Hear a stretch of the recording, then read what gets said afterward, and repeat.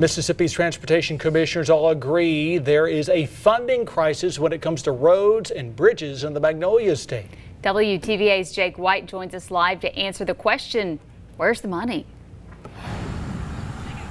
Yeah, Craig, Emily, well, the main source of funding for MDOT is the gas tax, but the state's transportation commissioners said in a press conference in April that tax is simply just not keeping up with the inflation that we're seeing in today's economy. Take a look.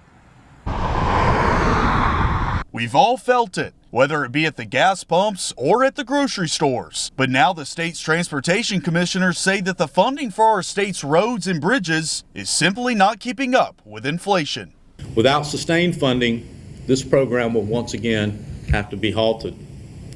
The cost of maintaining our system has risen with inflation like everything else. They say the agency has been getting one-time payments. They say that's not enough and that they need $9 billion for capacity needs and $400 million for maintenance. I asked House Speaker Jason White about the so-called funding crisis.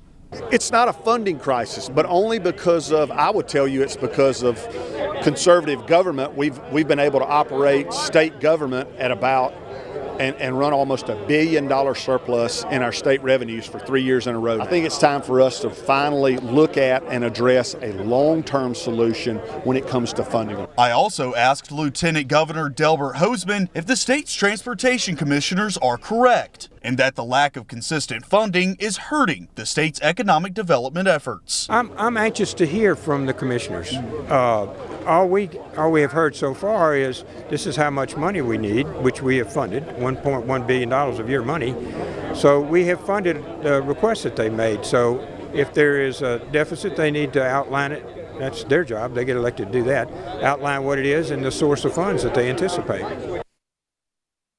Right now, a new construction project will start soon here in Tippah County, adding on new lanes to Highway 15, which many think will spur economic development. Now, that construction is starting to set this month, and then it should end in the summer of 2028.